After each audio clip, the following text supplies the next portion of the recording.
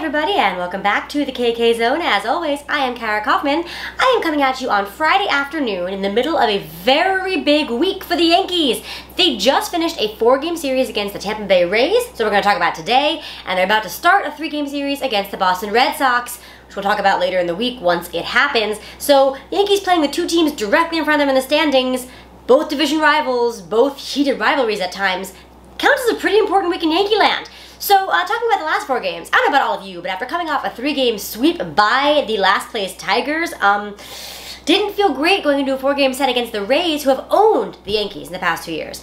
So that being said, it went alright. It was a split. The Rays won the first game, and I was ready to be very disheartened. Yankees bounced back to win 2, and then lost the last one, kind of dishearteningly again. But on balance, considering the Rays are one of the hotter teams in the sport right now, they won, I think, 16 out of the last 18 or something, and the Yankees are in no way working on offense. There's nothing good going on there. The fact they're able to win 2 actually feels like a kind of a win. So, while on the face of it, yeah, you prefer to win 3 or even sweep them, but on balance, you didn't lose any ground. You stayed in the exact same place relative to the Rays in the standings, which as of this moment is 4.5 games back, which, okay, it's early June. That's definitely not insurmountable, especially because it's really feels like the best is yet to come, especially on offense. This is pretty much all I'm going to talk about today, just this series. It has been a hectic week, y'all. So this is what I've got. I'm going to go through each game, give you my happy face, sad face bullet points, and then talk a little about the Red Sox series, and then send us all on the way for our nice weekend. The weather is supposed to be actually lovely here in New York, so that should be fun for everyone to enjoy. So let's go through it game by game. Starting with Monday, Memorial Day, day game at Yankee Stadium. This was not fun to watch. They lost at 1-3, which is not a terrible loss by any means, but that little offense in a game, just, like, pretty boring, especially coming off the Tigers series, whereas we know the Yankees scored, like, not at all. So, my sad reason on this one is the Rays threw Rich Hill, who's like 100 years old. He owned the Yankees his last start, and he did it again! What the heck, guys? Can't get any runs off Rich Hill. Don't like it. Try again next time. But, like, seriously, there's probably going to be a next time, so we have to figure him out. The happy face, though, is that one run was a Miguel Andujar homer. That was his first of the year, and it looked good to see Miggy missiles firing again. This was otherwise a pretty uneventful game. Not a lot to say about it. Womp womp, couldn't pull out the win despite only allowing 3 overall by our pitching. Big shrug, that's how it's been going. I'm going to go ahead and give you the haikus as we go here. So the haiku I wrote from Monday's game was this. Here we go again. Should we sage the stadium? The offense seems cursed. Yeah, coming off the Tiger series into this game, it really felt like more of the same being bad. So, that was Monday for you. Moving on to Tuesday's game. The Yankees at this point have lost 4 in a row, feeling kind of sad, and this one was bonkers, and it went, of course, extra innings. Yankees prevailed in this one 5-3 in 11 innings, and whew, okay, what happened here? A lot. Let's summarize quickly. The sad face here was, felt like this one was going to go in the crapper immediately because the Rays very quickly scored 2 runs, and we were down 2-0, and it just felt like we're never going to score again. We're going to lose another low-scoring game. It's depressing. The sad face, though, comes from late in the game when the Yankees had managed to come all the way back and tie it, and it was the bottom of the 9th inning, and there were 2 men on with 2 outs with LeMahieu at the plate, and he hit one on the nose right into someone's glove.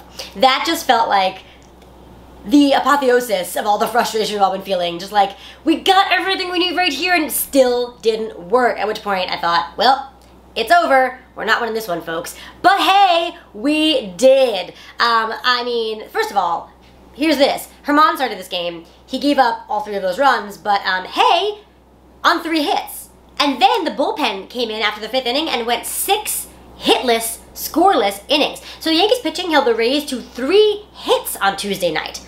That is just unequivocally a very good thing that happened there.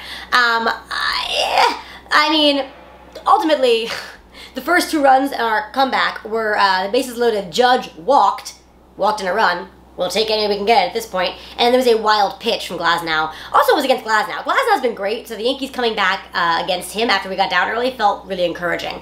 Eventually, though, bullpen was absolutely locking it down, doing its thing, very exciting. Bottom of the 11th inning, Ghost runner on base who had not managed to be advanced by the first 2 batters. Clint Frazier at the plate with 2 outs, and you're like, is this really going 12?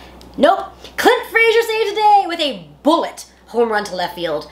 2 runs, obviously, because of the ghost runner. Walk-off blast. Clint needed it. The Yankees needed it. Really, really happy ending. That's the happiest happy face of all for this game. Clint Frazier with the big mammoth walk-off homer. Loved it.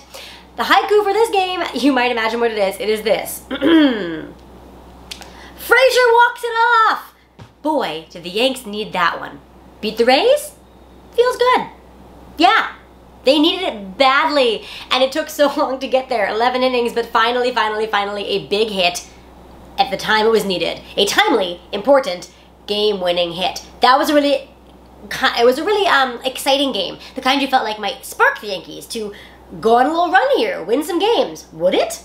The question will be answered on Wednesday evening, the first ever annual Lou Gehrig Day. First of all, I want to take a moment and talk about that. What a lovely thing that MLB is doing. This is the first year of this, but it will go on in perpetuity. June 2nd is Lou Gehrig Day from now on. It is both the day of his way too early death and also the first day of what would become at the time a record streak of games played in a row for the Iron Horse. So really, really cool. There were patches on the uniforms for all the teams for Lou Gehrig Day, and Yankee Stadium especially special because, of course, he was a Yankee, and there were speeches. It was really cool. I think they did a montage of his luckiest man speech, the famous one towards the end of his career, read by a bunch of current players in chunks. Really neat stuff. Cool to honor him. Also the kind of day that you would love to win a ball game if you are the Yankees, and they did. This one also more stressful than I wanted it to be, but they pulled it out in regulation this time, winning 4-3. This one was kind of the opposite of the last one. Yankees pulled out ahead early. In fact, they went up 2-0 in the first inning. Thank you, Gio Urshela hitting a bomb. But then they had to cling to a lead with every last inch of the fingernails they had. Don't leave us, lead, stay! And it came down to the wire at the end. It was really, really bonkers. My sad face here is that the Rays scored 3 runs and 2 of them were unearned. Boo! First of all, Montgomery didn't help his own cause. He pitched great, by the way, but he made an error on a ball back to him that ended up leading to a run. Odor threw away a ball that ended up leading to a run. And Loizaga, it wasn't called an error, but another comebacker to him, couldn't handle it. Went as a base hit, but really a play that could have been made and would have saved the Yankees more grief. So, pitcher's fielding didn't go so well. That's a sad face. And also, the Yankees this game, they scored 4, but it felt like they really should have scored a lot more. They had base runners on the whole night, which was really great to see, but so many of them got stranded out there that it felt like this is going to come back to bite us. And it almost did, but didn't. And just as a small sampling, in the bottom of the 6th inning, bases were loaded, and they managed to score 2 runs, which was great. Good job by Clint Frazier there. I'm sorry, this is the bottom of the 4th. I misspoke. Bottom of the 4th inning, bases are loaded, and Clint Frazier hits a 2-run double, which was awesome, but they couldn't manage to get any more out of that, despite what looked like it probably could have been a bigger inning. But probably the most egregious issue with base runners is the bottom of the 7th, where Gio led off the inning with a double, which is great. Gleyber Torres then worked a walk, which is great. But then the shenanigans began. There was a ball in the dirt that got a little ways away from the catcher. Urshela tried to go to third and did not succeed. So he made the first out of the inning at third base on a failed advance attempt, which is inherently bad. On that very same play, Gleyber Torres on first didn't end up breaking for second. He started to and then thought better of it. So he was still on first base, not second. And then he got picked off. He got picked off first base after an out had been made. There were 2 outs. He wasn't even trying to steal. He was just leaning a little bit the wrong way and didn't get back in before the tag. So two runners on with nobody out, and they both got made outs on the bases, which is a big double thumbs down. Yankees have made way too many outs on the bases. We have seen it a lot. It has been very frustrating. Continuation of that, and felt at this moment like it might be the difference in the game.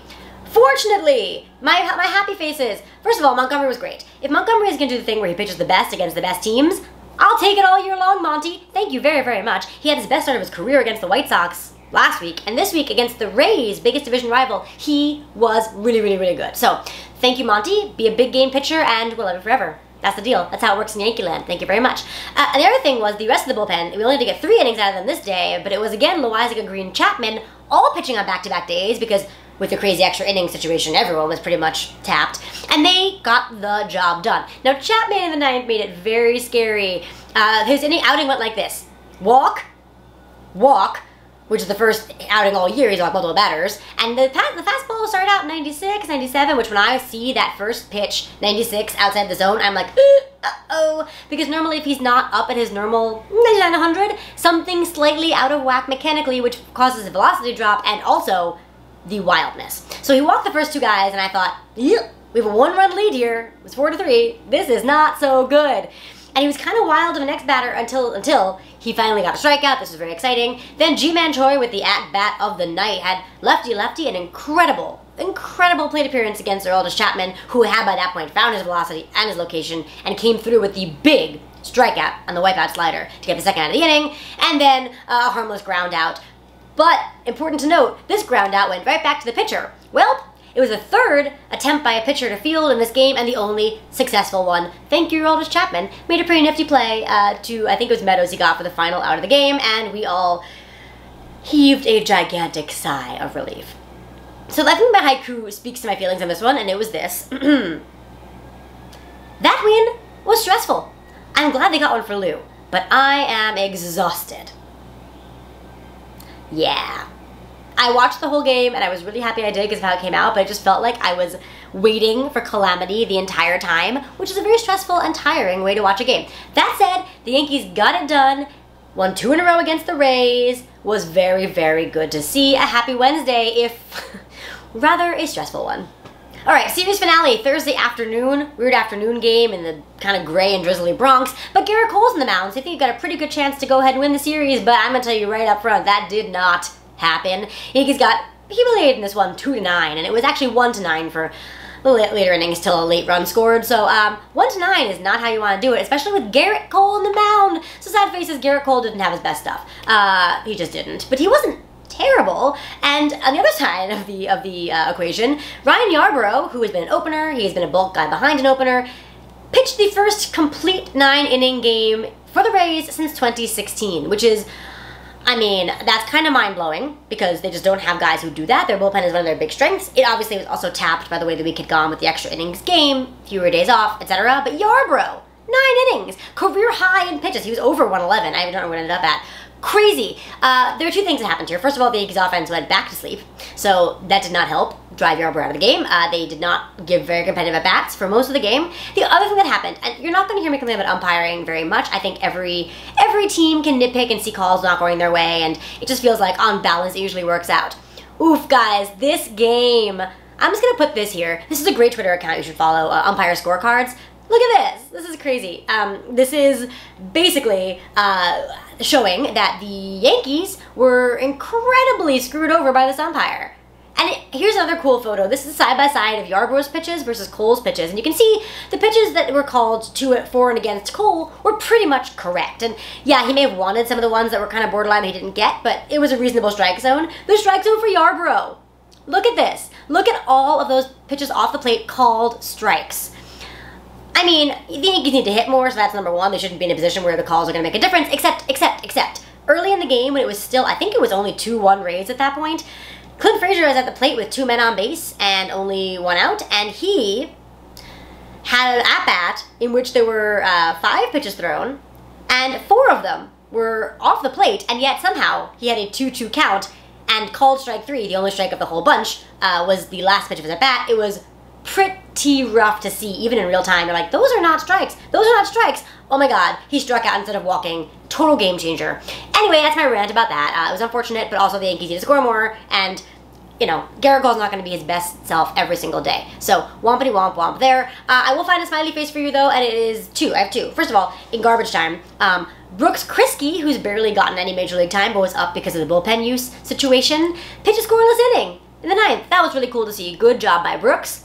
And then Miguel Andujar hit a home run. It was his 3rd home run in this 4-game series.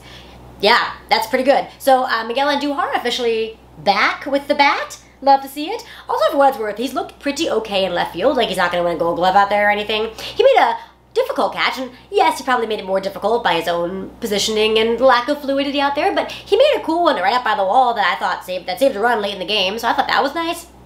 So, smiley face here is Miguel Andujar. doing it with the bat and figuring it out with the glove.